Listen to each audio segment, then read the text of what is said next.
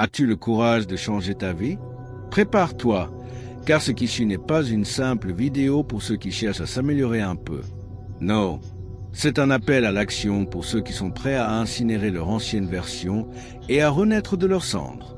Si tu oses te donner à 100%, sans la moindre excuse, sans la moindre pause, sans aucun plan B, alors en seulement 3 mois, tu peux te transformer en quelqu'un que même toi, tu ne reconnaîtras plus.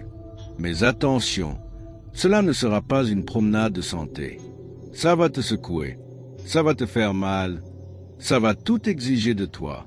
Oses-tu affronter ton propre reflet et émerger de cette épreuve plus fort, plus concentré, plus puissant? Si la réponse est oui, alors reste, aime la vidéo et abonne-toi. Car ici commence ta véritable transformation. Avant même que nous plongions dans cette aventure, je veux que tu fasses quelque chose d'essentiel. Descends dans les commentaires et, avec toute l'intention que tu possèdes, écris ces phrases. C'est le début de ma nouvelle vie, je le veux. Ne l'écris pas juste pour participer, mais pour que ces mots s'impriment au plus profond de ton subconscient. Il est scientifiquement prouvé que lorsque tu écris quelque chose avec une conviction inébranlable, ton cerveau commence à le considérer comme un ordre, comme une nouvelle identité à adopter. Alors, ne tergiverse pas, écris-le maintenant. Fais-le avec force, avec foi, et laisse cet acte symbolique marquer le véritable début de ta métamorphose. 1. Le changement authentique, une révolution intérieure. Le changement, le vrai, l'indélébile, émane de toi, pas de l'extérieur. Non, tout ce que tu cherches désespérément autour de toi réside déjà en toi, et c'est cette richesse intérieure que personne ne pourra jamais t'arracher. La transformation véritable ne prend pas racine quand tu te plais enfin dans le miroir, mais quand tu prends la décision ferme et inébranlable de devenir une personne digne d'être admirée de l'intérieur. Aujourd'hui, je veux que tu cesses de te répéter que tu as besoin de meilleures opportunités ou d'une meilleure génétique. Ce dont tu as réellement besoin, c'est de discipline, d'intention et d'une vision cristalline. Car ton apparence physique, cette énergie palpable que tu dégages, la manière dont tu entres dans une pièce et captives l'attention, tout cela n'est qu'un simple reflet de l'engagement inconditionnel que tu as envers toi-même. Personne ne naît avec une prestance imposante. Personne ne naît avec ce corps qui inspire immédiatement respect et confiance. Non, tout cela se forge. Cela s'entraîne. Cela se construit, pas à pas, avec des décisions petites, constantes et profondément conscientes. Les vêtements, les coiffures à la mode, les tendances éphémères, tout cela peut te déguiser un jour, te donner une illusion de confiance. Mais cela ne soutiendra jamais ta valeur intrinsèque si tu ne cultives pas quelque chose de bien plus profond à l'intérieur de toi. Tu veux transformer ton image? Alors commence par ton attitude. Commence par tes habitudes.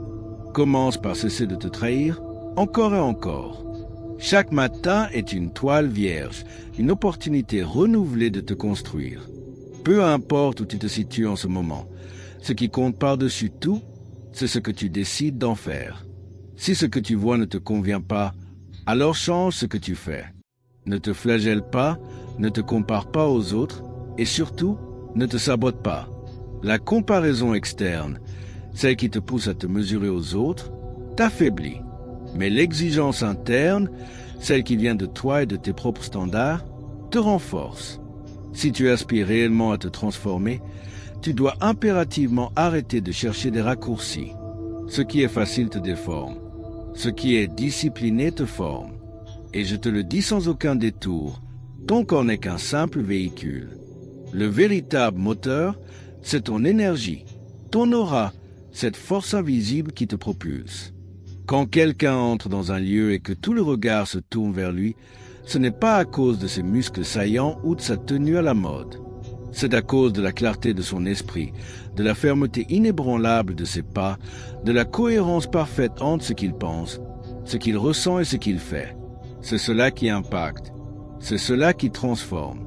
Et cela, mon ami, ne peut naître que de l'intérieur. Pose-toi ces questions fondamentales. Est-ce que tu t'entraînes pour l'esthétique ou par respect profond pour toi-même? Est-ce que tu manges par anxiété ou par amour-propre? Est-ce que tu te reposes parce que tu le mérites sincèrement ou parce que tu fuis l'effort? Tout, absolument tout, part de toi. Tout construit ou détruit ton image interne.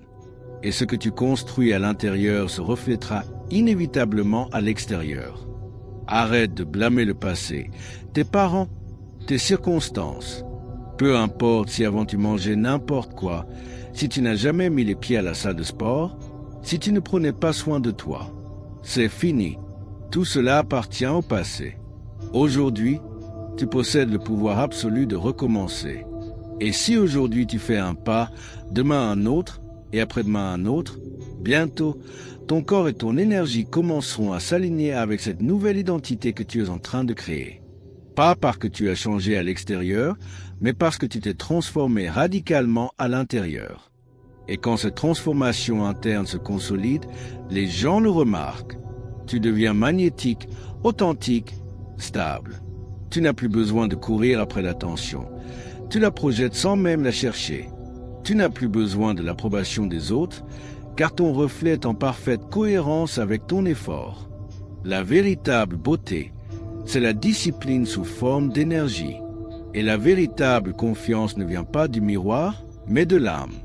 Le stoïcisme, cette philosophie intemporelle, nous enseigne que le changement externe est insignifiant s'il n'est pas accompagné de vertus internes.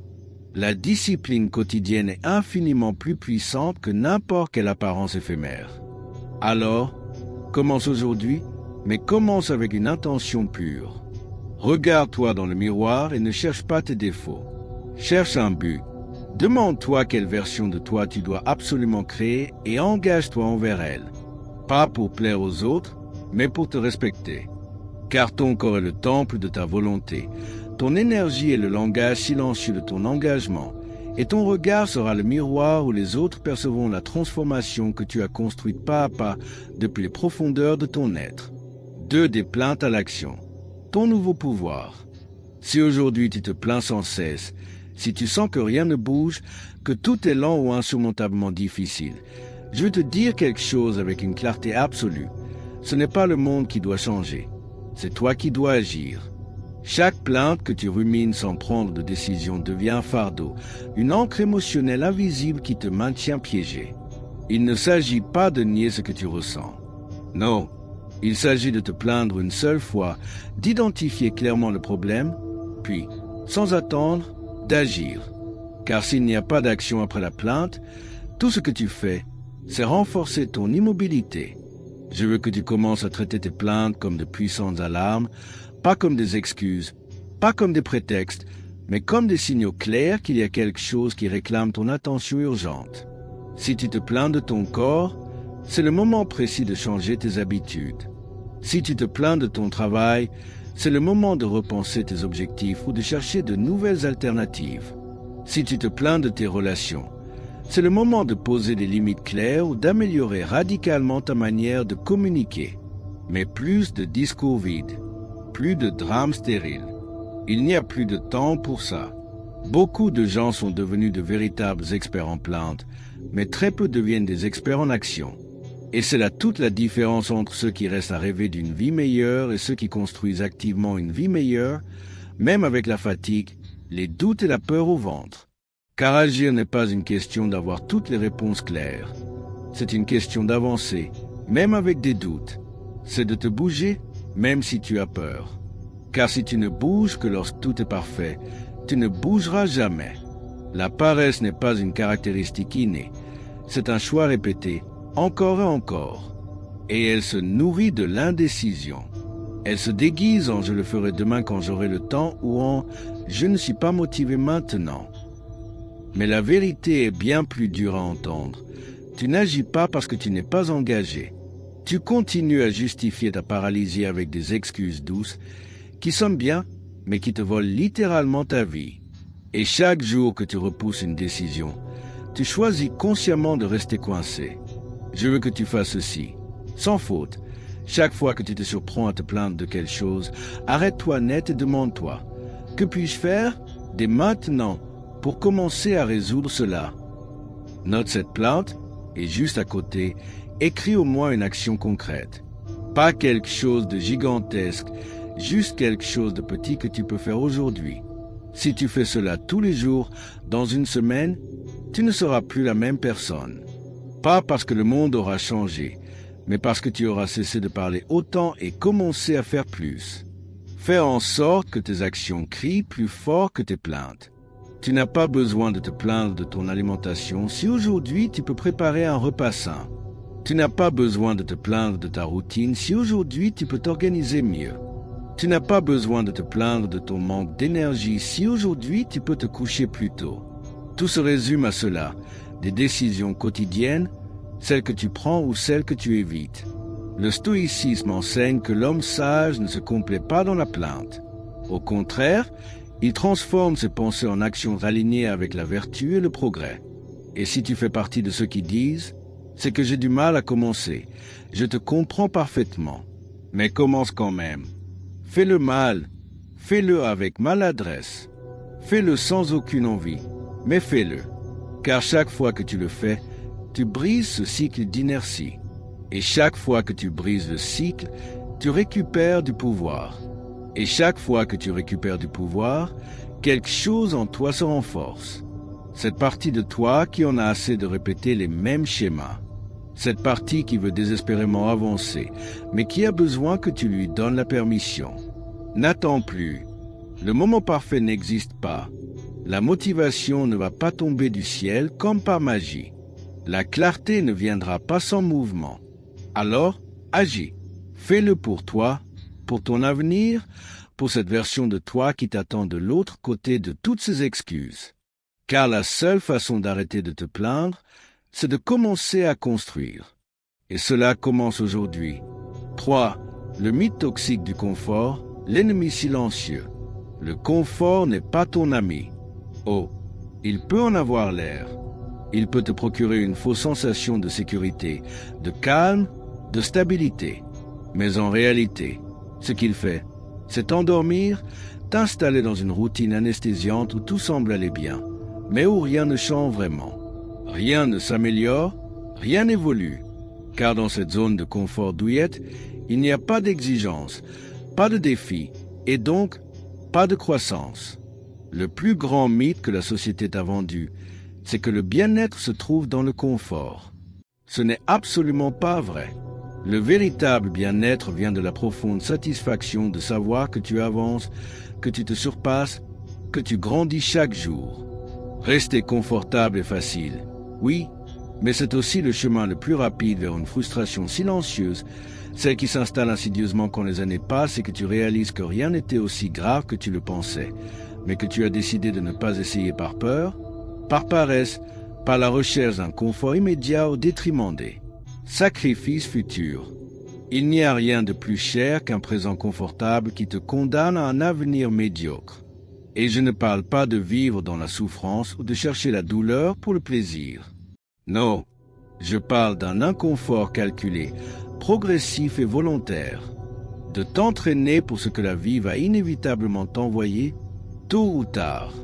Car la douleur ne s'évite pas, elle s'entraîne.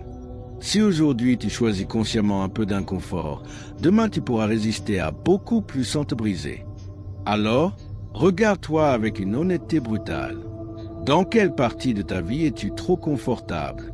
Qu'est-ce que tu évites de faire parce que cela te met mal à l'aise? Quelle conversation repousses-tu? Quelle décision retardes-tu? Quel changement d'habitude sais-tu que tu devrais faire, mais que tu n'oses pas parce que cela implique de l'inconfort? Commence par là et ne cherche pas à tout chambouler d'un coup. Commence par des micro-défis, un par semaine.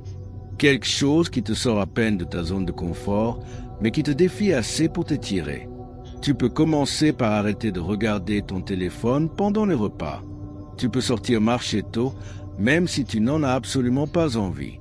Tu peux avoir cette conversation inconfortable que tu repousses depuis des lustres. Tu peux commencer à dire non, même si cela te fait te sentir mal un instant. Tout cela, ce sont des façons concrètes de briser le schéma du confort automatique. Et chaque fois que tu choisis l'inconfort, même minime, tu renforces ton caractère, brique par brique. Et ce qui est le plus curieux, c'est ceci. Plus tu t'entraînes à l'inconfort, plus tu te sens à l'aise avec lui. Ton esprit cesse de paniquer face à l'inconnu. Ton corps cesse de résister face au nouveau.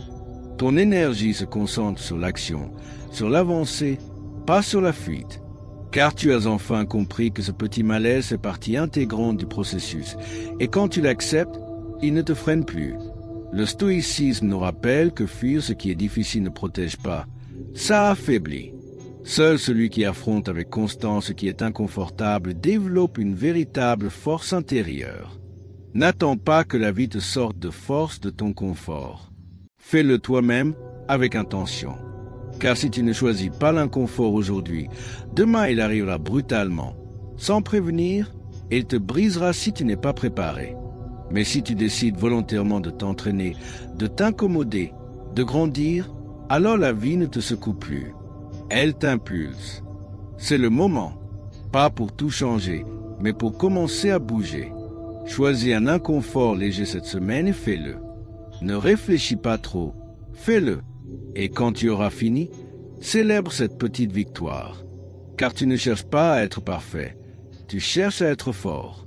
Et chaque décision inconfortable que tu prends te rapproche inexorablement de cette force. Ne confonds pas la paix avec l'immobilisme. Ne confonds pas le repos avec l'évasion. Et ne confonds jamais le confort avec le bien-être. Car ce qui t'incommode aujourd'hui te libérera demain. Et ce qui te conforte aujourd'hui, si tu n'y prends pas garde, t'emprisonnera demain. Alors, sors de là, respire profondément et fais un pas, juste un, car après celui-là viendra un autre. Et quand tu Y attendras le moins, tu ne seras plus coincé. Tu seras en train de grandir, d'avancer, de vivre pleinement. 4. Rejet, ton nouveau carburant pour avancer. Le rejet n'est pas un ennemi, c'est un miroir. Un miroir qui reflète non pas ta valeur intrinsèque, mais ta disposition inébranlable à continuer d'essayer. Si aujourd'hui tu t'arrêtes parce que quelqu'un ne t'a pas choisi, ne t'a pas répondu, ne t'a pas validé, alors tu es en train de donner tout ton pouvoir à des opinions externes. Et c'est précisément ce qui te maintient dans ta petitesse. Car chaque fois que tu crains le rejet, tu renonces à des possibilités immenses qui pourraient te transformer. Mais si tu apprends à le regarder avec des yeux nouveaux, le rejet devient un carburant puissant, un entraînement émotionnel, une véritable épreuve de caractère. Écoute bien ceci, le rejet ne te définit pas, il t'entraîne. Chaque non que tu reçois est une opportunité en or de renforcer ton tempérament. Chaque fois que quelqu'un te ferme une porte, une autre s'ouvre pour que tu découvres ce que tu mérites vraiment. Mais tu ne peux pas voir cette autre porte si tu pleures désespérément devant la première. Tu ne peux pas avancer si tu es paralysé par la peur de ne pas être accepté. Car ce n'est pas une question de savoir combien de fois tu es accepté. C'est une question de savoir combien de fois tu oses te montrer, te livrer, sans craindre de ne pas plaire. Le problème, ce n'est pas qu'on te rejette, c'est que tu ne sais pas comment réagir. Tu le prends personnellement, tu le transformes en drame. Tu l'utilises pour renforcer des insécurités anciennes, ancrées au plus profond de toi. Mais le rejet, c'est juste de l'information. De l'information qui te dit que ce n'était pas pour toi, ou que tu dois t'améliorer, ou que ça n'a simplement pas fonctionné cette fois-ci. Et alors, tous les chemins ne mènent pas là où tu veux, mais tous t'apprennent quelque chose si tu es prêt à regarder avec humilité. Alors, change radicalement de stratégie. Au lieu d'éviter le rejet à tout prix, cherche-le, provoque-le. Pas par masochisme, mais pour grandir. Désensibilise-toi. Sors dans la rue et fais une demande absurde. Envoie ce message qui te gêne tant. Présente cette proposition que tu penses qu'on n'acceptera jamais. Entraîne ton muscle de l'essai. Car plus tu accumules de rejets, moins ils ont de pouvoir sur toi. Et avec le temps, quelque chose de magique se produit. Tu commences à agir sans peur. Tu commences à t'exposer sans que le non te démolisse. Tu commences à voir chaque rejet comme un pas de plus vers un oui qui en vaudra vraiment la peine. Car si la peur du rejet t'empêche d'agir, alors tu te rejettes toi-même avant même que le monde en ait l'occasion. Et ça, mon ami, c'est le pire type de rejet, celui que tu t'imposes. Le stoïcisme enseigne que ce qui ne dépend pas de toi ne doit pas t'affecter. Le rejet externe n'affecte en rien ta valeur interne. Seule ton interprétation peut te blesser. Réfléchis à ceci. Chaque personne que tu admires aujourd'hui a été rejetée des centaines de fois. L'auteur que tu aimes a été refusé par d'innombrables éditeurs. L'entrepreneur à succès a été rejeté par des investisseurs. L'artiste que tu admires a été ignoré par des milliers. La différence n'est pas qu'ils n'ont pas été rejetés, c'est qu'ils ne se sont pas arrêtés là. Ils ont continué, appris, persisté. Et toi, tu peux faire pareil. Commence aujourd'hui. Fais une liste des actions que tu évites par peur du rejet et engage-toi à en affronter une chaque jour. Tu n'as pas besoin qu'on te dise oui. Tu as besoin de te prouver que tu peux continuer même si on te dit non.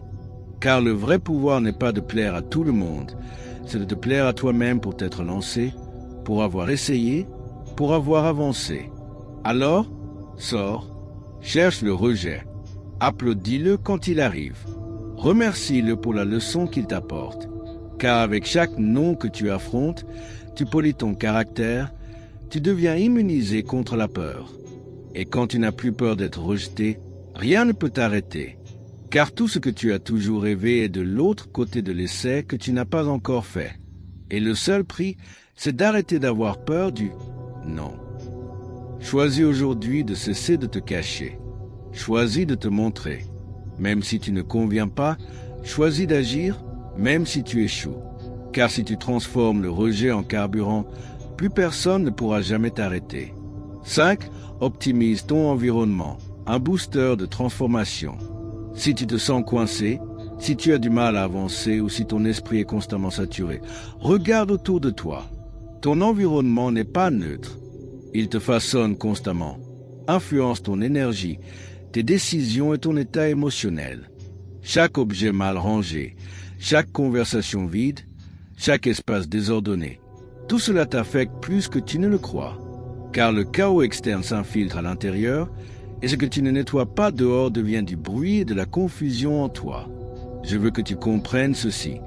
Tu ne peux pas construire un esprit fort dans un environnement faible. Si ton bureau est rempli de distractions, ton attention se disperse. Si ta chambre est en désordre, ton repos se fragmente. Si ton cercle social est rempli de plaintes, d'envie ou de médiocrité, ta motivation s'évanouit. Car tout ce qui t'entoure agit comme une extension silencieuse de tes pensées, et c'est toi qui décides si cela t'impulse ou te freine. Commence par ton espace physique. Pas besoin de luxe ni de perfection, juste de l'ordre, de la propreté et du sens. Chaque objet doit avoir une raison d'être là. S'il ne te sert pas, s'il ne t'inspire pas, s'il ne t'apporte rien, alors dehors. Moins de bruit visuel, plus de clarté mentale. Plus ton espace est léger, plus ton esprit est libre. Organise ton lieu de travail comme si c'était un temple. Que chaque chose ait sa place. Que chaque détail reflète la version de toi que tu es en train de construire. Maintenant, regarde autour de toi dans le domaine social. Avec qui passes-tu le plus de temps? T'entoures-tu de personnes qui te défient, qui t'inspirent, qui t'aident à grandir? Ou es-tu entouré de râleurs, de critiques, de victimes constantes de leur propre vie? Car les personnes aussi sont un environnement. Leur énergie t'affecte, leurs idées t'influencent, leurs habitudes te collent. Et si tu ne choisis pas consciemment qui tu laisses entrer dans ton cercle, tu permets aux autres de définir ton avenir sans même que tu t'en rendes compte. Cherche des mentors, cherche des modèles, des personnes qui sont déjà là où tu veux aller. Rapproche-toi, apprends, écoute. La proximité change les destins. Tu n'as pas besoin d'être physiquement proche, mais énergétiquement connecté. Remplis-toi de contenu de valeur, de conversations significatives, de liens qui t'élèvent. Et quand tu détectes la toxicité, coupe sans aucune culpabilité.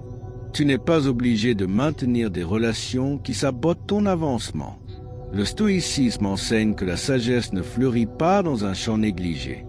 De même que l'âme demande de la vertu, l'environnement a besoin d'ordre et d'harmonie pour que le caractère se renforce.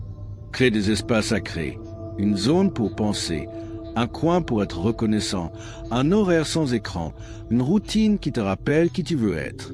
Car si l'environnement change, Tu changes, pas par magie, mais par cohérence. Ton esprit cherche à refléter ce qu'il voit. Et s'il voit du sens, de l'ordre et du stimulus, il s'aligne avec ça. Mais s'il voit du désordre, du bruit et des distractions, il se disperse et avec lui, ton énergie, ton focus et ta constance. Aujourd'hui, je veux que tu prennes une journée pour nettoyer, pour sélectionner, pour choisir ce qui est oui et ce qui est non. N'attends pas d'avoir plus de temps ou plus d'envie. Fais-le maintenant. Ouvre les tiroirs, ferme des conversations, révise tes réseaux sociaux, observe tes habitudes. Chaque chose que tu nettoies dehors, tu la nettoies dedans. Et chaque relation que tu renouvelles ou que tu laisses partir est une déclaration de ton nouveau standard. Il ne s'agit pas de vivre dans une bulle parfaite. Il s'agit de choisir consciemment ce qui te nourrit et d'éloigner ce qui t'épuise. Car tu es dans une phase de transformation et ton environnement physique et humain doit accompagner ce processus. S'il ne t'aide pas à grandir, il t'empêche d'avancer. Aujourd'hui, décide de vivre dans des espaces qui reflètent ton engagement. Entoure-toi de personnes qui éveillent ta grandeur. Car quand l'extérieur s'aligne avec l'intérieur, tout s'écoule, l'esprit s'éclaircit, l'énergie se concentre et le changement devient inévitable. Ton environnement n'est pas juste un décor. C'est ton outil silencieux pour évoluer. Utilise-le avec intention et tu verras comment ta vie entière commence à se transformer. Si se détruire hier pour renaître, la fragilité dépassée. Si tu veux réellement changer ta vie, tu dois être prêt à détruire des parties de toi. Et non, je ne parle pas d'améliorer un peu par-ci par-là, ni de faire quelques ajustements dans ta routine. Je parle de rompre radicalement avec tout ce qui soutient aujourd'hui la version faible de toi-même. Cette version qui vit en se justifiant, qui s'installe confortablement dans le connu, qui répète des schémas qu'elle déteste mais qu'elle n'ose pas lâcher. Tu ne peux pas construire quelque chose de nouveau et de solide si tu n'es pas prêt à brûler l'ancien. Car ta transformation ne consiste pas à perfectionner ton passé. Elle consiste à le dépasser, à le transcender. La majorité des gens veulent changer sans se sentir mal à l'aise. Ils veulent devenir leur meilleure version sans rien sacrifier. Mais le vrai changement est brutal. C'est un processus de mort symbolique. Tu dois regarder en face cette partie de toi qui a été lâche, qui a fui, qui a menti, qui a procrastiné et la laisser mourir. Non pas la cacher, non pas la maquiller, mais la détruire. Car tant que cette version affaiblie reste vivante, elle continuera inlassablement à saboter ton évolution. Nietzsche disait qu'il faut être le forgeron de soi-même, et ce n'est pas de la poésie. C'est une guerre interne. C'est te lever chaque jour en sachant que tu luttes contre toi-même, contre ta paresse, ton ego, ta peur, tes excuses. Et c'est précisément cette lutte incessante qui te transforme en quelqu'un de différent. Personne ne va t'offrir cette version de toi que tu rêves d'être. Personne ne viendra te sauver de toi-même. Soit tu le fais, soit tu restes celui qui se promet des choses qu'il ne tient jamais. Le premier pas, c'est de rompre avec les routines. Arrête de faire ce que tu as toujours fait, car ça ne fait que perpétuer ce que tu es maintenant. Change tes horaires, change ta manière de t'alimenter, change ta façon de répondre à la douleur. Change ton environnement, pas parce que c'est magique, mais parce que tu reprogrammes ton esprit avec des actions concrètes. Si tu agis comme l'ancien toi, tu ne deviendras jamais quelqu'un de nouveau. Fais-le pendant 90 jours, sans excuses, sans négociation interne. Engage-toi dans une discipline radicale. Ne te demande pas chaque jour si tu en as envie. Fais ce que tu as dit que tu ferais, même quand tu n'en as pas envie. Car c'est là que commence à se forger le caractère. Le toi faible veut une gratification immédiate. Le toi fort choisit le sens profond. Chaque fois que tu choisis le sens plutôt que le confort éphémère, tu tues cette version faible et à sa place, tu fais naître quelqu'un de nouveau. Et ne cherche pas la validation. Tu n'as pas besoin qu'on t'applaudisse. Tu n'as pas besoin qu'on comprenne ton processus. C'est un travail solitaire, douloureux, intense, mais absolument nécessaire. Car si tu attends que tout s'aligne pour changer, tu vas mourir en étant une promesse non tenue. Commence maintenant. Détruis maintenant. Renais maintenant. Le stoïcisme enseigne que la vertu se forge dans la transcendance du moi inférieur. Ce n'est qu'en mourant à ce que nous étions que nous pouvons vivre comme ce que nous sommes appelés à être. N'aie pas peur de te regarder dans le miroir et de ne pas te reconnaître. C'est exactement ce qui devrait arriver. Laisse cette ancienne identité s'effondrer. Laisse les excuses se briser. Laisse le feu de ta volonté consumer tout ce qui ne peut plus soutenir ta nouvelle grandeur. Car si tu le fais, ce n'est pas seulement ton corps, ton énergie ou tes habitudes qui changeront. C'est ton destin tout entier. Personne ne te doit une nouvelle vie. Personne ne te doit une opportunité. Mais tu te dois à toi-même l'expérience de te découvrir sans limite, sans mensonge, sans masque.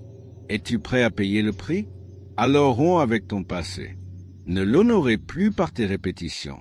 Brise-le et marche fermement vers l'inconnu. C'est là que renaissent ceux qui osent. Et si tu y arrives, tu ne seras plus jamais le même. Car tu auras prouvé enfin que tu n'es pas venu pour survivre. Tu es venu pour te transformer. C'est la détermination indomptable, le carburant de ta métamorphose. La métamorphose n'arrive pas par hasard.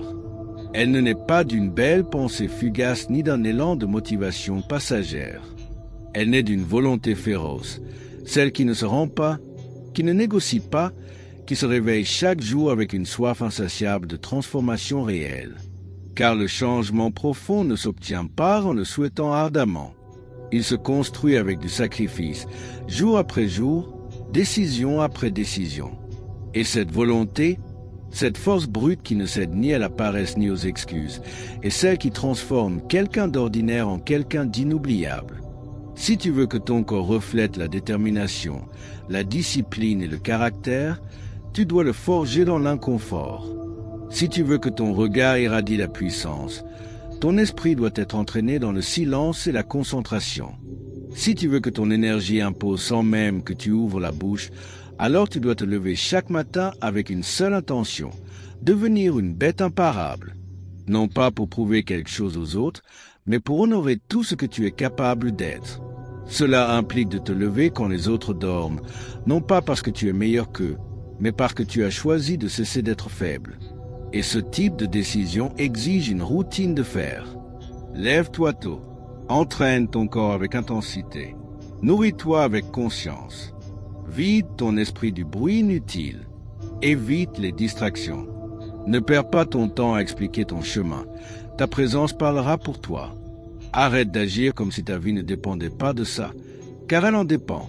Elle dépend de la manière dont tu domines ton corps, dont tu contrôles ton esprit, dont tu tiens ta parole. La force ne se mesure pas en muscles saillants ni en succès visible. Elle se mesure dans le nombre de fois où tu as fait ce qui était juste quand personne ne te regardait. Dans le nombre de fois où tu as dit oui au devoir et non au plaisir immédiat. Le corps n'est que le contenant. L'âme est ce qui l'enflamme. Et si tu entraînes les deux avec la même intensité, ce que tu dégageras sera quelque chose qu'on ne peut pas feindre. Un pouvoir discret, une énergie solide, un regard que personne ne peut ignorer. Car tu auras payé le prix, et ça se verra, non pas avec du bruit, mais avec de la présence. Le stoïcisme enseigne que la volonté exercée avec vertu transforme la douleur en pouvoir et le sacrifice en liberté. Seul celui qui maîtrise sa volonté maîtrise son destin. La clé est de tenir bon, de ne pas abandonner quand ça fait mal, quand ça coûte, quand le confort te tente, car c'est là que la majorité abandonne. Mais pas toi, car tu as déjà décidé de devenir quelqu'un de différent, quelqu'un qui n'a pas besoin de reconnaissance, seulement de sens, quelqu'un qui ne cherche pas d'excuses, seulement de l'action, et qui n'attend pas de résultats immédiats. Ce chemin n'est pas pour les impatients, c'est pour ceux qui tiennent bon, pour ceux qui comprennent que chaque jour compte, que chaque habitude façonne, que chaque renoncement forge. Ne t'arrête pas quand les doutes arrivent, ni quand les premiers résultats arrivent, car c'est là que beaucoup tombent dans la fausse sensation que c'est fait. Non, ce n'est jamais fait. Chaque jour, on recommence. Chaque jour, on renouvelle le pacte avec soi-même, car l'esprit aime te saboter. Et la seule façon de le faire taire, c'est d'obéir à ta routine, même quand tu n'en as pas envie. Tu n'es pas ici pour être normal. Tu es ici pour dépasser ta version précédente, et cela, tu ne l'atteindras qu'en devenant l'esclave de ta propre structure. Non pas pour te limiter, mais pour te libérer. Car le chaos détruit, mais la discipline transforme. La routine correcte n'enferme pas, elle élève.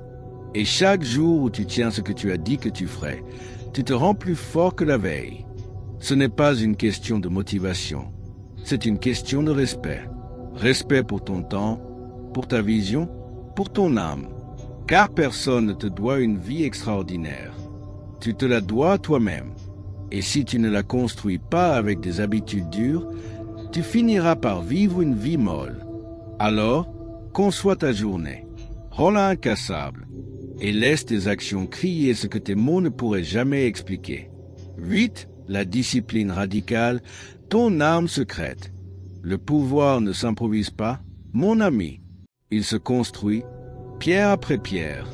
Il se ford dans la répétition quotidienne d'actes inconfortables, disciplinés et souvent silencieux. Il n'y a pas de transformation réelle sans une routine implacable. Il n'y a pas de respect de soi profond sans un emploi du temps qui défie tes faiblesses, qui te pousse au-delà de tes limites auto-imposées. Et je ne parle pas de faire quelque chose bien une seule fois. Je parle de le faire chaque jour, même si ça fait mal, même si tu n'as pas envie, même si personne ne le remarque. Car la discipline ne se négocie pas, elle s'impose. La médiocrité tremble face à quelqu'un qui se lève tous les jours à la même heure, qui s'entraîne sans excuse, qui se nourrit avec stratégie, qui travaille sans avoir besoin d'applaudissements. Tu n'as pas besoin de motivation constante. La motivation est une émotion volatile. Tu as besoin de structure. Tu as besoin de te percevoir comme un guerrier qui se programme pour gagner, pas simplement pour survivre. Car les jours défilent inexorablement, et c'est toi qui décides si tu te laisses porter par leur courant ou si tu les conquis avec une volonté de faire. Ta journée commence avant celle des autres, non pas pour te sentir supérieur, mais parce que la bataille interne commence dès la première seconde du matin. C'est là que tu décides si tu te lèves avec force, prêt à affronter ce qui vient, ou si tu te rends au plaisir éphémère de continuer à dormir. Cette décision, bien qu'elle semble minime, définit le ton de ton caractère, de ta journée et ultimement de ta vie. Car si tu ne peux pas vaincre l'horloge, comment espères-tu vaincre tes peurs, tes excuses, tes propres limites? L'entraînement physique n'est qu'une partie de l'équation. Tu dois aussi entraîner ton esprit. Éloigne la dopamine bon marché, les réseaux sociaux, les notifications incessantes, les plaisirs instantanés. Ne nourris pas ton système de pensée et d'émotions avec des déchets. Ce que tu consommes te façonne, et si tu te remplis de bruit, tu n'auras aucune place pour la concentration, la clarté, la paix intérieure. Crée des habitudes sacrées. Lis, réfléchis, écris, sois en silence. Vide ton esprit du superflu pour le remplir d'intention, de direction, de contrôle. N'attends pas de récompenses rapides. Ne cherche pas de résultats immédiats. La discipline radicale n'est pas pour les anxieux, ceux qui vivent dans l'urgence des gratifications. C'est pour les visionnaires, pour ceux qui comprennent que chaque répétition silencieuse, chaque routine stricte, construit une nouvelle version de toi. Une version que le monde ne connaît pas encore. Une version qui se reconnaîtra non pas par ce qu'elle dit, mais par ce qu'elle irradie, par cette énergie unique qui ne vient que de celui qui a payé le prix. Le stoïcisme enseigne que l'âme se fortifie quand le corps et la volonté se soumettent au devoir, et que ce qui est facile affaiblit, tandis que ce qui est ferme dignifie. Crée ton système. Écris-le. Suis-le. Fais en sorte que ta journée soit divisée en blocs de pouvoir, qu'il n'y ait pas d'heures perdues, mais des missions claires. Que chaque matin soit une cérémonie d'engagement envers toi-même. Entraîne-toi, mange avec intention, travaille sans distraction, repose-toi pour récupérer ton tempérament, et fais-le encore, et encore, et encore, jusqu'à ce que cela devienne une partie indissociable de toi. Et ne t'arrête pas quand les doutes arrivent, ni même quand les premiers résultats apparaissent. car c'est là que beaucoup tombent dans la fausse sensation que c'est fait. Non, mon ami, ce n'est jamais fait. Chaque jour, on recommence. Chaque jour, on renouvelle le pacte avec soi-même, car l'esprit adore te saboter. Et la seule façon de le faire taire, c'est d'obéir à ta routine, même quand tu n'en as absolument pas envie. Tu n'es pas ici pour être normal. Tu es ici pour dépasser ta version précédente. Et cela, tu ne l'atteindras qu'en devenant l'esclave de ta propre structure. Non pas pour te limiter, mais pour te libérer. Car le chaos détruit, mais la discipline transforme. La routine correcte n'enferme pas, elle élève. Et chaque jour où tu tiens ce que tu as dit que tu ferais, tu te rends plus fort que la veille. Ce n'est pas une question de motivation, c'est une question de respect. Respect pour ton temps, pour ta vision, pour ton âme. Car personne ne te doit une vie extraordinaire. Tu te la dois toi-même. Et si tu ne la construis pas avec des habitudes dures, tu finiras par vivre une vie molle. Alors, conçois ta journée. Rends-la incassable. Et laisse tes actions crier ce que tes mots ne pourraient jamais expliquer. 9. La règle des 2 minutes écrase la procrastination. Chaque fois que tu repousses une petite tâche, même infime, tu renforces un schéma d'inaction. Ça semble inoffensif, non? Je le ferai plus tard, c'est juste 1 minute. Ça ne fait rien si je le laisse pour après. Mais si, mon ami, ça fait quelque chose. Car cette accumulation de décisions repoussées devient un poids mental, une charge invisible qui vole ton focus, épuise ton énergie et alimente insidieusement le cycle de la procrastination. Et tout ça parce que tu n'as pas fait ce que tu aurais pu faire en moins de 2 minutes. L'esprit cherche le confort et le confort te murmure. Laisse ça pour un autre moment. Mais le problème, c'est que cet autre moment n'arrive jamais, ou il arrive quand tu as déjà une montagne de choses accumulées et que tu te sens complètement submergé. C'est là qu'intervient la règle des 2 minutes, l'un des outils les plus simples et les plus puissants pour détruire l'habitude de procrastiner. Si une action te prend moins de 2 minutes, fais-la immédiatement, sans y réfléchir, sans débattre, sans chercher le moment parfait. Agis. Tu dois répondre à un message, fais-le. Il y a un verre sur la table, lave-le. Tu remarques un papier mal rangé, range-le. Une idée utile te vient, note-la. La clé est d'agir sans friction, sans laisser de place au plus tard. Car le plus tard est le piège où meurt l'efficacité. Chaque petite action accomplie au bon moment génère quelque chose de plus important que la tâche elle-même, l'élan. Et cet élan change la dynamique de ta journée. Car une petite action mène à une autre, puis à une autre. Et quand tu t'en rends compte, tu es en mouvement et le mouvement vain la paresse. L'avancement, même minime, écrase l'inertie. Et sais-tu ce qui est le plus transformateur? Quand tu accomplis une petite tâche sans la repousser, ton estime de toi s'améliore parce que tu as tenu parole envers toi-même, parce que tu n'as pas laissé l'excuse gagner, parce qu'au lieu de penser à ce que tu devrais faire, tu l'as fait.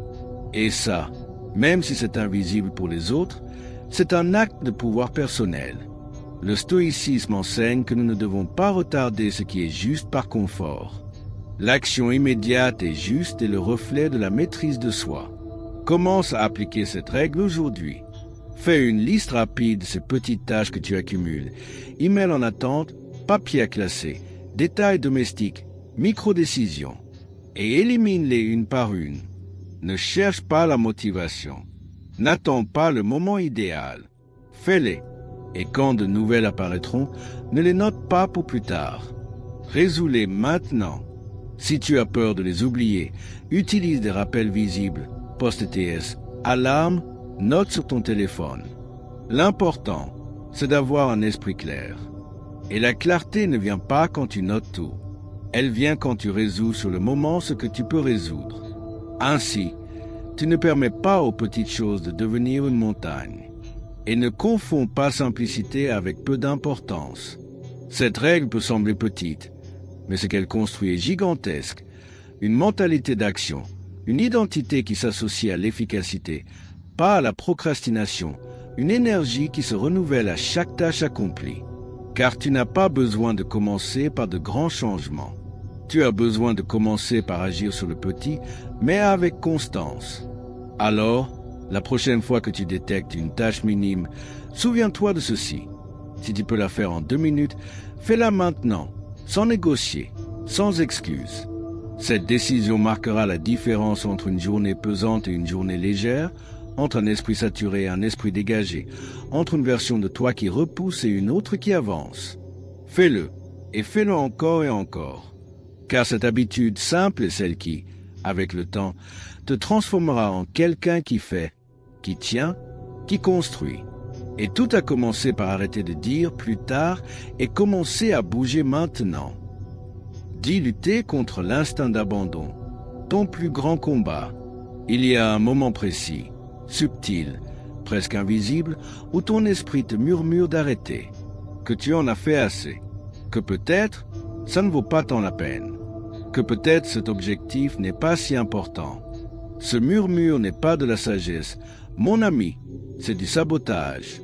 C'est l'instinct primaire qui veut que tu te rendes, que tu recules, que tu retournes à ce qui est confortable, facile, connu.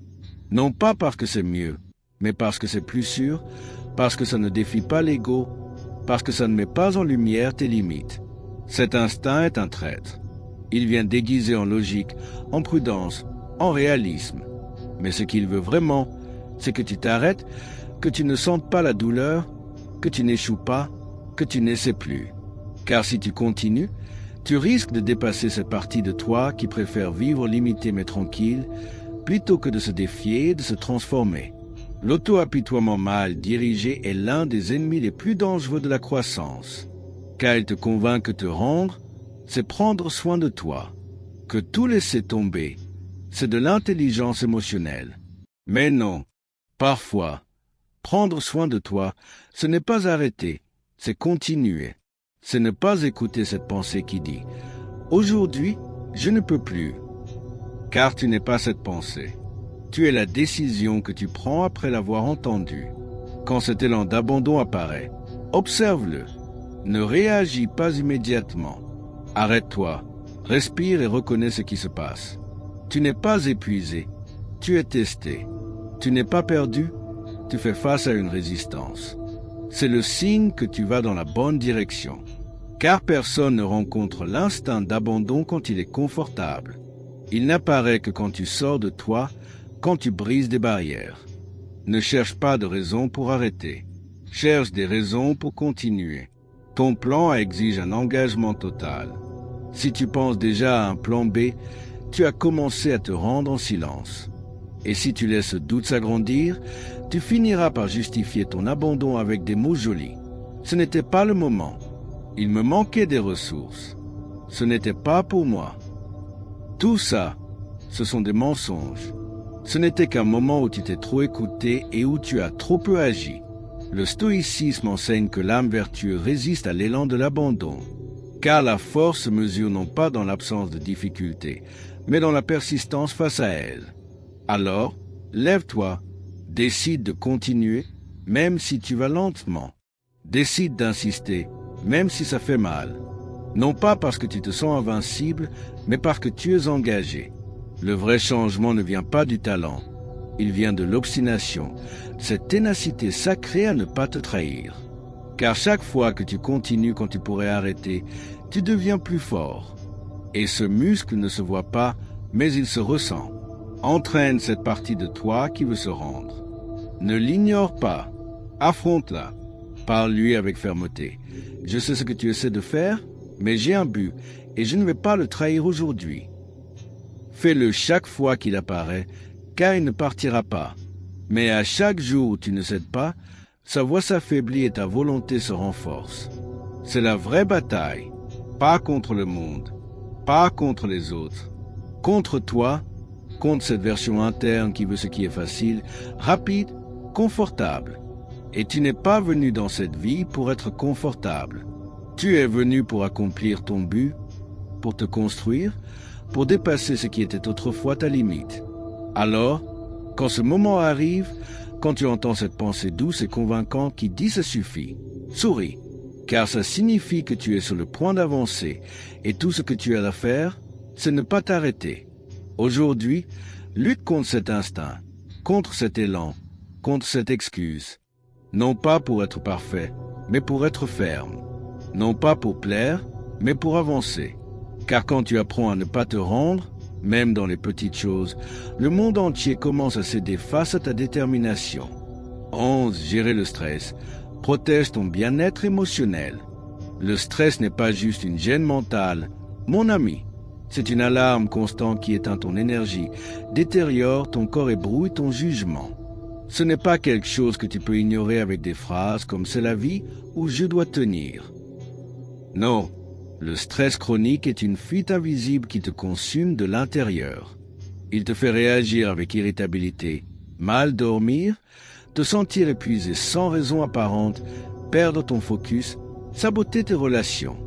Et tout ça pour quelque chose que tu ne peux peut-être pas changer, mais que tu peux lâcher. Il y a des choses qui ne sont tout simplement pas sous ton contrôle. L'accepter n'est pas une faiblesse, c'est de l'intelligence émotionnelle. C'est une décision qui prend de la force chaque fois que tu cesses de t'épuiser pour ce que tu ne peux pas arrêter. Si quelque chose échappe à ton influence directe, cela ne mérite pas de voler ta paix. Et si quelque chose dépend de toi, alors agis. Mais te plaindre n'est pas agir. T'inquiéter sans bouger n'est pas planifier. C'est s'épuiser en vain. Beaucoup de stress moderne vient du fait de t'exiger plus que ce qui est humainement soutenable. D'essayer de tout faire, d'être partout, de performer à 100%, de plaire à tous, sans t'arrêter pour te demander si ça te coûte ta santé, ta vitalité. Ton corps le crie, tension dans le dos, maux de tête, insomnie, fatigue mentale. Mais ton esprit répond avec encore plus de pression. Continue, ne t'arrête pas, tu dois être fort. Cette force mal comprise est celle qui t'affaiblit le plus. Respire, arrête-toi, observe ce que tu portes sur tes épaules et qui ne t'appartient pas, ce que tu essaies de contrôler et que tu devrais déjà lâcher. Quelle situation te vole ta paix parce que tu résistes à accepter l'évidence? Tu n'as pas besoin de tout résoudre aujourd'hui. Tu as juste besoin de choisir de ne pas te détruire dans le processus. La paix n'est pas un luxe, c'est une ressource stratégique essentielle. Sans elle, tu ne peux ni penser, ni décider, ni avancer avec clarté. Prends soin de tes espaces mentaux. Consacre du temps à respirer profondément, à sortir marcher, à te déconnecter des écrans, à bien dormir, à parler avec quelqu'un qui ne te juge pas. Ce n'est pas perdre du temps, c'est recharger ton âme. C'est te donner le droit d'être humain avant d'être efficace. Car quand tu prends vraiment soin de toi, tout le reste commence à s'ordonner autour de ta paix. Le stoïcisme enseigne que celui qui maîtrise sa perception de l'extérieur se libère de la souffrance inutile. La tranquillité ne se trouve pas dehors, elle se cultive dedans. Et cela ne signifie pas se rendre, ni vivre isolé, ni ignorer tes responsabilités. Cela signifie apprendre à séparer l'essentiel de l'accessoire, savoir dire non sans culpabilité, ne pas vivre piégé dans l'urgence des autres. Ta santé émotionnelle est ta responsabilité, et la protéger est un acte de respect envers toi-même. Commence par les bases. Mieux dormir, manger avec conscience, bouger ton corps, dire ce que tu ressens, ne pas accumuler, ne pas prétendre que tout va bien si ce n'est pas le cas. Si quelque chose te surcharge, exprime-le. Si quelque chose t'épuise, éloigne-t'en. Tu n'as pas besoin de tout expliquer. Tu as juste besoin de prioriser ton bien-être sans demander la permission à quiconque. L'anxiété n'est pas une punition, c'est un signal. Un signal que tu es saturé, déconnecté, que tu t'exiges sans équilibre. Écoute ce signal. Ne le couvre pas avec des distractions. Plus de travail ou des phrases de motivation forcées. Prends soin. Aborde le stress avec compassion, pas avec culpabilité et avec décision, pas avec résignation. Aujourd'hui, tu peux prendre une décision différente. Tu peux choisir de ne pas répondre dans la hâte. Tu peux choisir de t'arrêter avant de t'épuiser.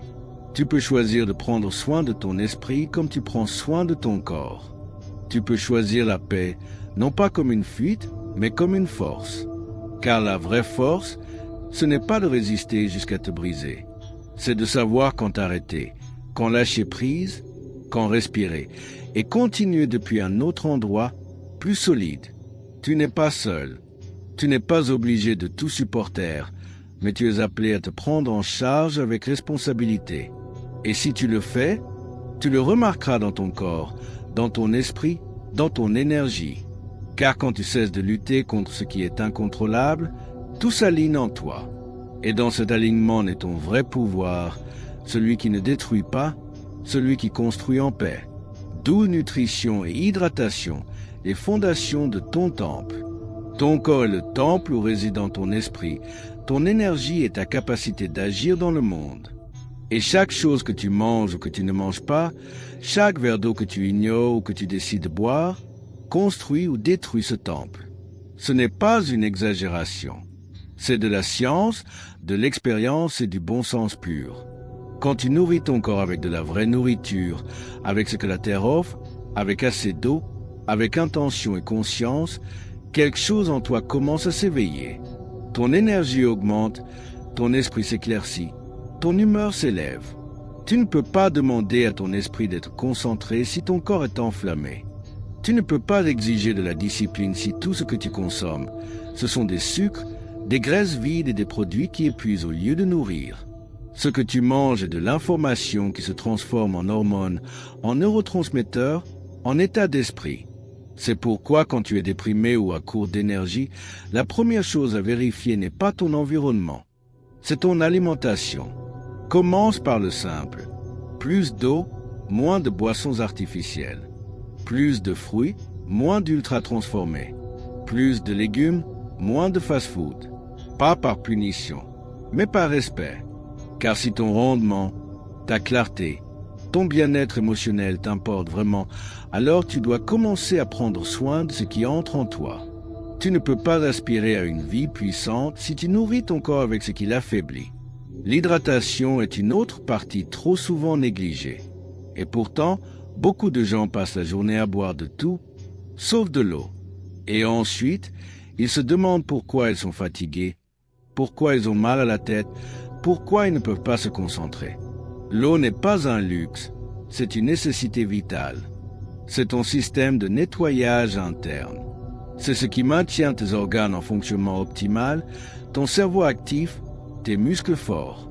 Si tu es stressé ou triste, bois de l'eau. Si tu es bloqué mentalement, bois de l'eau. C'est simple, mais incroyablement puissant. Le stoïcisme enseigne que nous devons prendre soin du corps comme d'un outil sacré, car c'est le véhicule de notre vertu, de notre devoir et de notre action dans le monde. Si aujourd'hui tu traverses un mauvais moment émotionnel, ne sous-estime pas le pouvoir de bien manger. Ne sous-estime pas l'impact d'un petit déjeuner nutritif, d'un repas équilibré, d'un dîner léger. La dépression et l'anxiété ne se combattent pas seulement avec des mots ou des pensées, mais aussi avec des nutriments. Car le corps et l'esprit ne sont pas séparés, ils sont un. Et si tu nourris l'un, tu renforces l'autre. Fais une liste des aliments que tu sais te faire du bien. Ne te complique pas la vie. Commence par les bases. Avoine, fruits frais, légumes verts, fruits secs, légumineuses, poissons. Et remplis ton frigo de choses qui représentent la santé. Pas des impulsions du moment. Tu n'as pas besoin d'une diète parfaite. Tu as besoin d'un choix plus conscient, d'une assiette plus propre, d'une bouteille d'eau plus proche. Chaque jour compte. Mange lentement. Sois reconnaissant pour chaque bouchée. Observe comment ton état d'esprit change quand tu manges bien. Écoute ton corps. Il parle avec des signaux clairs. Il te dit quand quelque chose le nourrit et quand quelque chose l'enflamme. Apprends ce langage. Honore ce temple. Et si tu échoues un jour, ne te punis pas. Reviens simplement sur le chemin. Car manger bien n'est pas une mode. C'est une façon de te prouver de l'amour-propre, du respect et un engagement envers ta meilleure version. Car tu n'es pas seulement ce que tu penses, tu es aussi ce que tu choisis de mettre dans ton assiette. Et ces choix petits et quotidiens façonnent ton avenir plus que tu ne l'imagines. Alors aujourd'hui, Je t'invite à boire de l'eau, à manger comme si ton bien-être en dépendait, car il en dépend, à traiter ton corps non pas comme un simple récipient, mais comme la base où fleurira ta discipline, ton énergie et ton but. Car tout commence là, dans la façon dont tu prends soin de toi quand personne ne te voit, dans ce que tu choisis pour toi quand tu pourrais te contenter de ce qui est facile. C'est là que commence ta véritable transformation. 13. Spiritualité et réflexion intérieure, l'âme au repos. Il y a une partie de toi qui ne se nourrit ni de nourriture, ni ne s'entraîne avec des exercices, ni ne se calme avec des succès externes. C'est ton esprit, ton âme profonde. Et si tu ne prends pas le temps de l'écouter, il s'éteint en silence. Tu peux avoir tout en ordre à l'extérieur et te sentir vide à l'intérieur. Car l'équilibre véritable ne vient pas seulement de ce que tu fais, mais de la manière dont tu te connectes avec ce que tu es. Et pour ça, tu as besoin d'espace, de silence, d'introspection. Tu as besoin de faire une pause dans le bruit incessant du monde pour écouter la voix la plus importante, la tienne. Consacrer du temps à la spiritualité ne signifie pas devenir religieux ou répéter des dogmes. Cela signifie faire un arrêt, te poser pour regarder à l'intérieur, te demander avec honnêteté comment tu vis, si tes actions sont alignées avec ce que tu valorises vraiment, si tu es en paix avec ce que tu es, ou si tu cours simplement sans direction, sans but. La spiritualité n'est pas une fuite, c'est une profondeur. C'est l'acte de revenir au centre quand tout autour de toi semble déséquilibré. Méditer, prier ou simplement réfléchir sur ta vie n'est pas une perte de temps. C'est le seul temps qui compte vraiment. Car dans ces espaces silencieux, les réponses commencent à arriver. Tu commences à lâcher ce dont tu n'as pas besoin. Tu commences à voir plus clairement. Quand tu éteins le monde extérieur, ton monde intérieur s'allume. Et là, au milieu de ce silence volontaire, quelque chose de puissant apparaît. La paix. Réserve quelques minutes par jour pour ça. Pas besoin de beaucoup. 5, 10, 15 minutes où tu ne fais rien d'autre que respirer, penser, être reconnaissant ou contempler. Tu peux lire un texte qui t'inspire. Tu peux écrire dans un carnet ce que tu ressens. Tu peux simplement fermer les yeux et observer ton esprit. L'important, c'est que tu le fasses avec intention, non comme une obligation, mais comme une manière de te retrouver. Et plus tu le pratiques, plus tu seras surpris par ce que tu découvres. Car la majorité de tes réponses sont déjà en toi, mais tu ne les entends pas parce que tu es toujours occupé, distrait, en train de courir. L'âme a aussi besoin d'attention, et quand tu l'écoutes, elle commence à se renforcer. Et quand elle se renforce, ta vie entière change, car tu ne réagis plus avec anxiété, mais avec calme. Tu ne vis plus par inertie, mais avec un but. Tu ne fuis plus la douleur, tu l'affrontes depuis un lieu de profondeur et de sérénité. Le stoïcisme enseigne que la réflexion quotidienne purifie l'âme et que se connaître intérieurement est le premier pas pour se gouverner extérieurement avec sagesse. Peu importe ta croyance, peu importe si tu l'appelles Dieu, univers, énergie ou conscience, ce qui compte, c'est que tu reconnaisses qu'il y a une dimension de toi qui a besoin de silence pour parler, qui a besoin de temps pour se montrer, qui ne s'exprime que lorsque tu t'arrêtes. Alors, au milieu du chaos, crée ton petit refuge spirituel, ton espace de connexion, ton moment de vérité. Et ne t'effraie pas si au début tu ne trouves que du bruit à l'intérieur. C'est une partie du processus. L'esprit a besoin de se vider pour trouver le calme. Sois patient, sois constant. Ne cherche pas des expériences mystiques ni des révélations dramatiques. Cherche juste à être, à écouter, à sentir. Et tu verras qu'avec le temps, ce qui semblait confus devient un guide. Ce qui semblait vide devient une force. Et ce qui semblait une simple pause devient ton encre. Quand tu cultives ton intérieur, l'extérieur cesse de te dominer. Tu ne réagis plus par impulsion. Tu ne dépends plus de ce que pensent les autres. Tu n'as plus besoin de tout contrôler pour être en paix. Car la paix vient maintenant de l'intérieur, de cet espace que tu as créé toi-même avec ta discipline spirituelle. Un espace qui ne s'achète pas, ne s'hérite pas, ne s'improvise pas, il se cultive. Aujourd'hui, plus que jamais, le monde a besoin de personnes connectées à leur centre. Des personnes qui ne s'effondrent pas à la première tempête. Des personnes qui marchent avec un but, qui respirent avec gratitude, qui choisissent avec conscience. Et cela ne s'obtient pas en faisant plus. Ça s'obtient en t'arrêtant pour être plus. Alors, fais-le. Prends ce moment. Ferme les yeux. Écoute. Et souviens-toi que tout ce que tu cherches dehors commence à l'intérieur de toi. 14 nouvelles compétences renforcent ton caractère, ouvrent tes opportunités. Tu ne peux pas contrôler l'environnement. Tu ne peux pas contrôler si le monde change, si le marché s'effondre, si les gens partent ou si les opportunités se ferment. Mais il y a quelque chose que tu peux toujours contrôler, quelque chose que personne ne peut te prendre, ta capacité d'apprendre. C'est ta vraie richesse. Ce que tu sais, ce que tu maîtrises, ce que tu peux faire avec tes mains, ton esprit ou ta voix. C'est ce qui te soutient quand tout le reste s'écroule. Apprendre n'est pas une option. C'est une obligation pour celui qui ne veut pas rester en arrière, pour celui qui ne veut pas dépendre de la chance, pour celui qui construit quelque chose de grand. Chaque nouvelle compétence que tu acquiers est un outil que personne ne peut t'enlever. Et non seulement ça te rend plus compétent, mais ça te transforme de l'intérieur. Car quand tu apprends quelque chose, tu te prouves que tu peux faire plus que tu ne le croyais. Tu renforces ton estime de toi. Tu brises l'idée que tu es coincé. Tu te rappelles que tu es capable de grandir. Et ça, dans un monde où tout change si vite, c'est un avantage colossal. Il ne s'agit pas d'accumuler des diplômes ou de remplir ton agenda de course en but. Il s'agit de choisir avec intention quelles compétences tu dois développer pour te rapprocher de ta vision, de tes objectifs profonds. Tu veux entreprendre? Apprends les ventes, le leadership, la stratégie. Tu veux être plus forte émotionnellement? Apprends à communiquer, à écouter, à prendre des décisions fermes. Tu veux la liberté? Apprends à produire de la valeur. Car celui qui s'est créé ne manque jamais de ressources.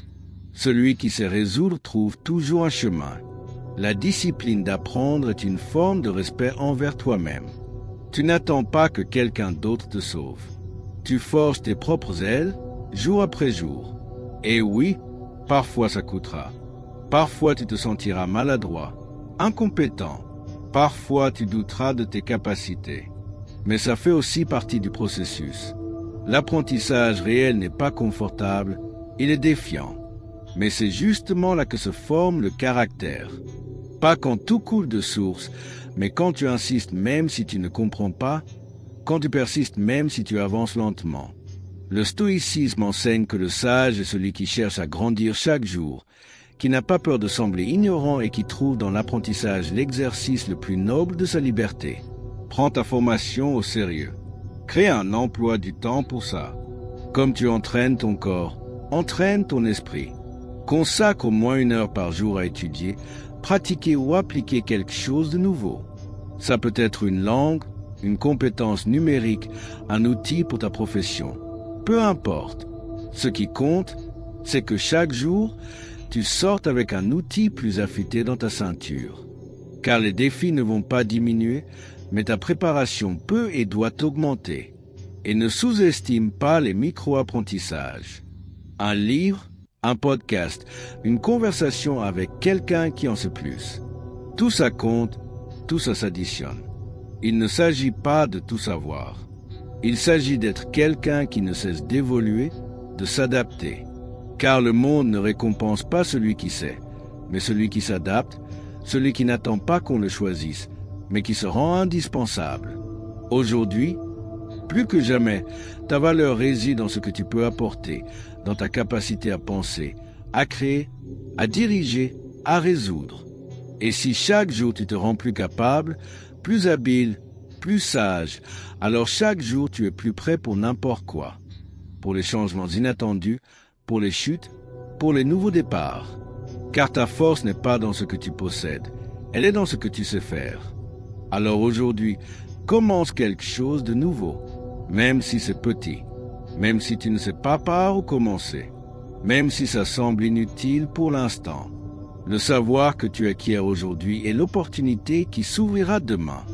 Et il n'y a pas de plus grande tranquillité que de savoir que quoi qu'il arrive, tu peux apprendre, t'adapter et avancer. Apprendre, ce n'est pas seulement grandir, c'est te blinder, t'affirmer, ouvrir des portes que tu ne savais même pas qu'elles existaient. Car la meilleure façon de te préparer pour l'avenir, c'est de te construire chaque jour avec de nouveaux outils. Et la seule limite, mon ami, c'est toi. 15. Donne plus de toi, dépasse la médiocrité. Tu ne dépasseras pas la médiocrité en faisant le strict minimum. Tu ne grandiras pas en restant dans le confortable et le connu. Tu ne te démarqueras pas si tu continues à donner seulement quand tu en as envie. La véritable croissance personnelle commence quand tu décides de donner plus. Même quand personne ne te le demande. Même quand ça ne se voit pas.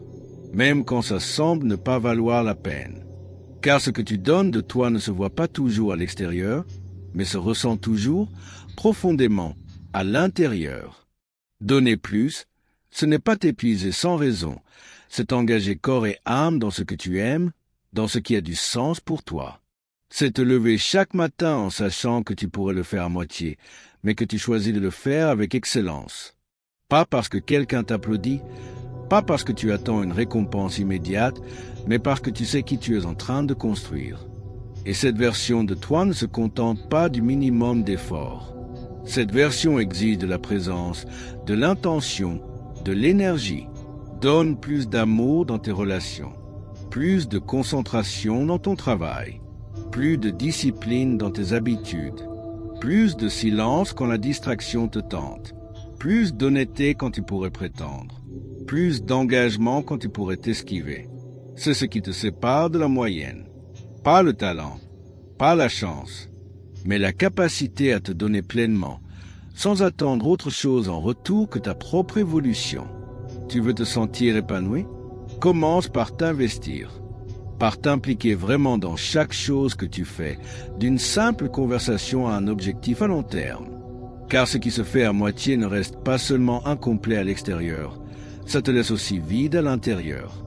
Et c'est ce vide qui produit la frustration, de savoir que tu pourrais donner plus, mais que tu te retiens. Arrête de tout mesurer avec des résultats immédiats.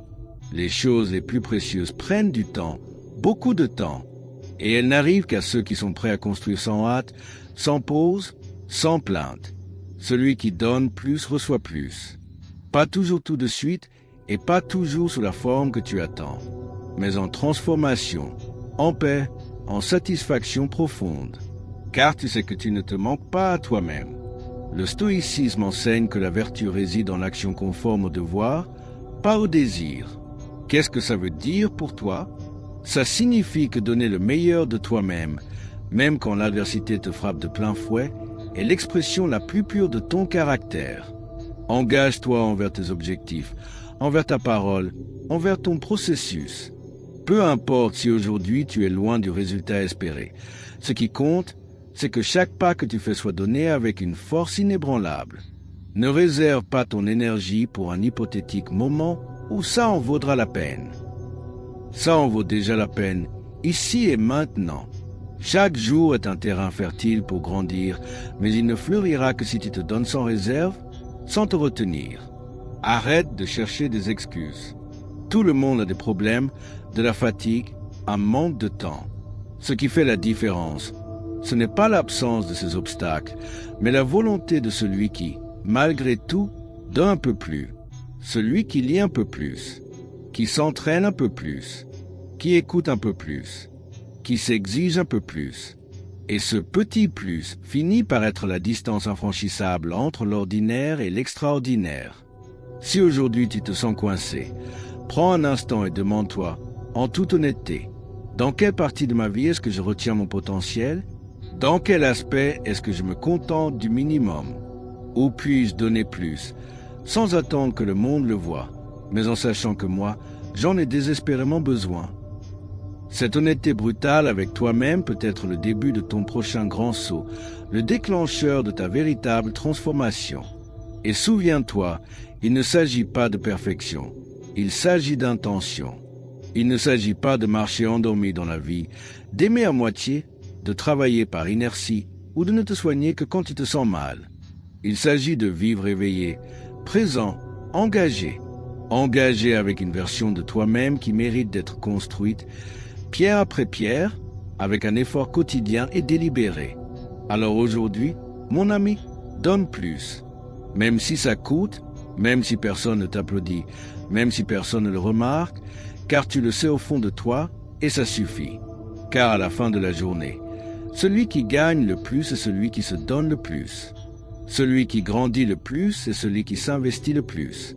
Et celui qui connaît la plus grande paix est celui qui peut se regarder dans le miroir et dire, sans l'ombre d'un doute, « Aujourd'hui, je ne me suis pas manqué. Aujourd'hui, j'ai tout donné. » Si tu es arrivé jusqu'à la fin de ce message, ce n'est pas un hasard. Ça en dit long sur toi. Ça dit que tu es engagé, que tu es prêt à changer pour de vrai et que tu ne veux plus être une version limitée de toi-même.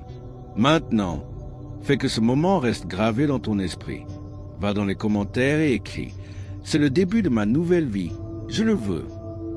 Écris-le avec détermination, comme une déclaration de pouvoir. Ce n'est pas juste une phrase, c'est l'encre dont ton esprit a besoin pour te rappeler qui tu choisis d'être à partir d'aujourd'hui. Si tu es arrivé jusqu'ici, c'est que tu es prêt. Maintenant, transforme-toi.